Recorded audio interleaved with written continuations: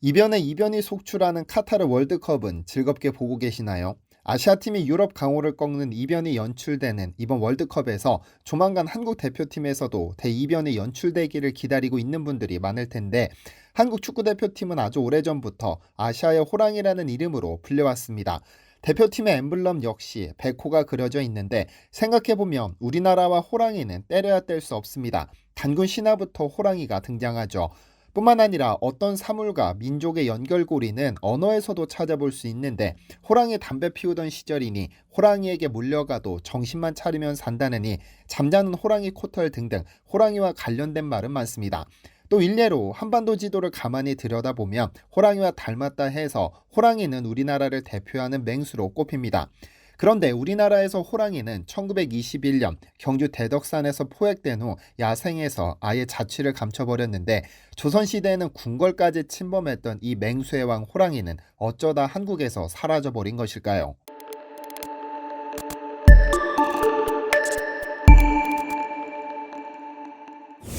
안녕하세요, 디스멘터리입니다. 흔히 한국에 살았던 호랑이를 시베리아 호랑이라고 부르는데, 사실 시베리아에는 호랑이가 살 수 없습니다. 러시아와 중국 국경에 아무르강 유역에 살고 있어 아무르 호랑이라고 부르는 것이 맞습니다. 수컷 성체는 평균 170kg인데 큰 놈은 300kg을 넘는 경우도 있죠. 호랑이의 활동 반경은 서식 환경에 따라 달라지기 마련인데, 1919년부터 1924년까지 5년간 포획된 호랑이 수가 65마리였다고 볼 때 한반도는 호랑이가 살기에 적합했던 곳으로 보입니다. 사실 호랑이가 한반도에 살았다는 점은 여러 가지 기록을 통해 알 수 있는데, 신석기에서 청동기로 넘어가던 시대에 그려진 울산 울주군 반구대 암각화에는 호랑이 14마리가 등장하는데, 호랑이 그물에 걸린 것으로 볼 때 이미 이 시기부터 호랑이가 존재했었다는 점을 알 수 있습니다.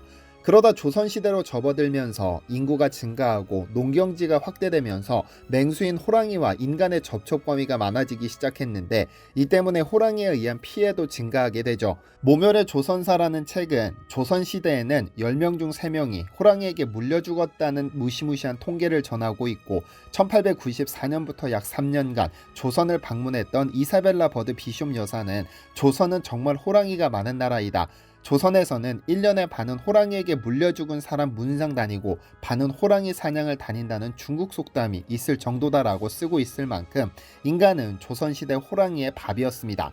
또 다른 기록들을 볼까요? 세계에서 가장 긴 역사를 기록했다는 조선왕조 실록에는 호랑이와 관련된 기록이 635번에 걸쳐 등장하는데, 그중 인상적인 것이 있습니다. 1758년 10월 강원도 가명은 영조에게 강릉, 삼척, 춘천 등 17곳의 지방관이 올린 보고서를 취합해 올렸는데, 대부분 호랑이에게 물려 죽은 사람에 대한 보고입니다.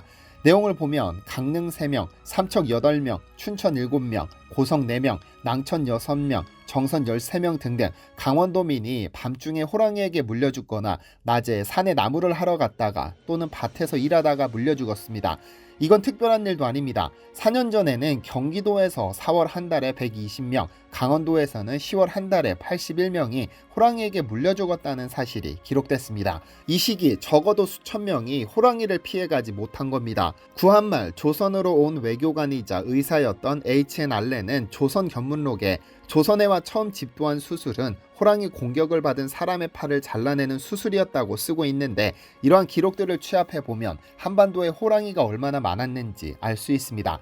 그런데 어느 순간 한반도에서 호랑이는 완벽하게 자취를 감춥니다. 남한에서는 1921년 경주 대덕산에서, 북한에서는 1987년 자강도에서 포획된 후 완전히 사라져버렸죠. 비록 인간에게 해를 끼치는 위험한 맹수이기는 하지만 한반도를 대표하는 동물인 호랑이에게는 왜 이런 일이 벌어진 것일까요? 혹시 영어 단어 중에 트로피라는 단어를 아시나요? 보통 우리는 상장 정도로 이해하고 있지만 이 단어는 본래 고대 그리스, 로마 시대의 전리품을 뜻했습니다. 그런데 조선 호랑이는 개항 후 조선을 찾는 외국인들에게 트로피였습니다. 1900년대 초 조선을 방문한 인물 중에는 루즈벨트 전 미국 대통령의 아들 커밋 루즈벨트도 있었고, 영화 인디애나 존스의 실제 모델인 로이 체프먼 앤드루스도 있었는데, 이들이 전부 트로피 사냥꾼이었습니다. 적어도 한 번 이상은 조선 호랑이 사냥에 나섰던 인물들이죠.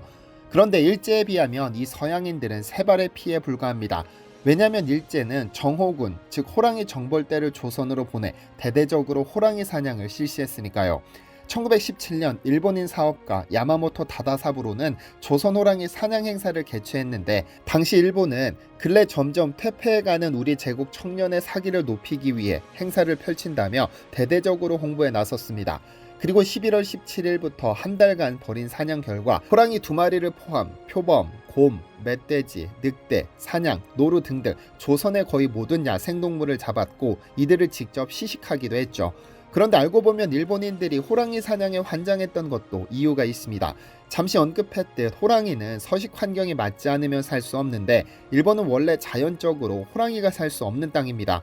그래서 이미 임진왜란 시기부터 무사들은 조선 호랑이를 잡아 열도로 보냈는데, 임진왜란의 주범인 도요토미 히데요시 역시 조선에 출병한 일본 무사들로부터 호랑이를 상납받았다고 하죠. 왜냐하면 호랑이는 최고 보양식으로 꼽혔기 때문입니다. 호랑이가 죽은 고관대작들의 융단으로 뼈와 피, 담, 고기는 최고급 정력제였고, 뼛가루와 골즙은 호정이라 부르며 호정주를 만들어 마시기도 했는데요. 그런데 조선 호랑이가 완벽히 자취를 감추게 된 배경은 일제시대에 시행된 해수구제 사업 때문입니다. 즉 사람에게 해를 끼치는 맹수를 퇴치한다는 명분으로 시작된 정책인데요. 사업은 치밀했습니다. 조선 총독부는 1915년, 1916년 2년간 맹수의 공격으로 359명의 사상자를 냈다며 이 사업을 밀어붙였는데, 이 중 늑대에 당한 이가 245명, 멧돼지 64명, 호랑이 19명 등이었는데, 늑대에 의한 피해가 압도적으로 높았으나 다른 짐승들까지 표적으로 삼았죠. 그리고는 1915년부터 경찰 및 헌병 3천여 명, 공무원 80여 명, 사냥꾼 2,300여 명, 몰입꾼 9만여 명을 동원해 대대적으로 사냥을 시작합니다. 그리고 2년 만에 호랑이 24마리, 표범 136마리, 곰 429마리, 늑대 228마리를 잡았고, 이후 1924년까지 호랑이 65마리를 포함 수천 마리가 잡혔습니다. 이러한 무자비한 사냥에 노출된 호랑이는 이후 급격히 개체수가 급감했는데, 1924년부터 1933년까지 잡힌 호랑이가 고작 2마리에 불과합니다. 그러다 차차 기록도 사라져버려 조선 땅에서 호랑이는 아예 자취를 감춰버리게 됩니다. 당시 경성사범대학교 생물교사였던 우에다 츠네카즈라는 인물은 해수구제는 허울이고 호랑이 목표와 뼈를 구하려는 남획이라며 이를 고발하기도 했는데요. 야생동물의 특성상 이후에도 호랑이가 존재했을 가능성은 있지만, 여기에 쐐기를 박은 사건이 바로 한국전쟁입니다. 한반도를 초토화시키면서 호랑이 서식지가 급감했고, 그나마 숨어 존재했던 호랑이들도 러시아 쪽으로 활동 반경을 이동했을 가능성이 높습니다.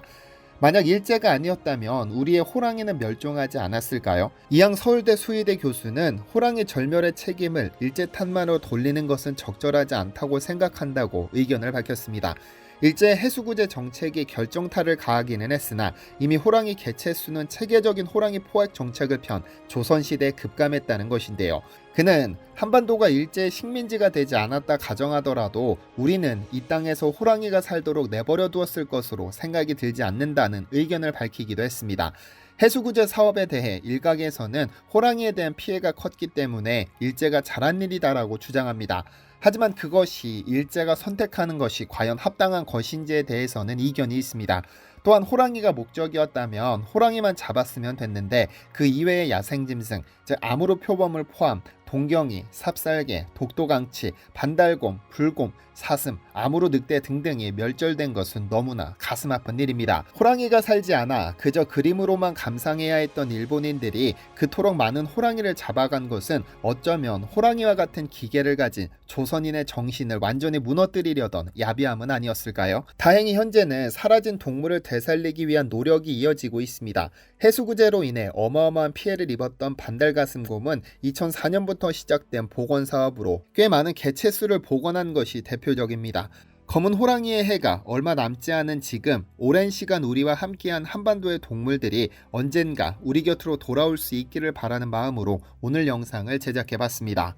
디시멘터리에서는 여러분의 제보를 기다립니다. 제 채널에서 다뤘으면 좋겠는 뉴스 또는 널리 알려졌으면 하는 영상은 디시멘터리 네이버.com으로 보내주시면 소중히 제작하겠습니다. 시청해주셔서 감사합니다.